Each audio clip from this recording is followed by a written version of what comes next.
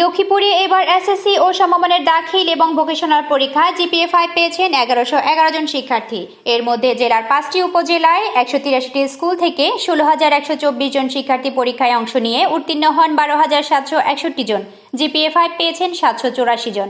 এদিকে 141টি মাদ্রাসা থেকে দাখিলে 6,288 জন শিক্ষার্থী অংশ নিয়ে উত্তীর্ণ হন 5,324 জন। এসব মাদ্রাসায় 307 জন শিক্ষার্থী জিপিএ 5 পেয়েছেন। অপরদিকে জেলায় এবার ভোকেশনাল পরীক্ষায় অংশগ্রহণ করেন 826 জন শিক্ষার্থী। এদের মধ্যে 764 জন শিক্ষার্থী উত্তীর্ণ হন। জিপিএ 5 পেয়েছেন 20 জন। জেলার স্কুলগুলোতে পাশের হার 79.14% আর মাদ্রাসায় পাশের হার 84.66% ও ভোকেশনালে পাশের হার 92.49%।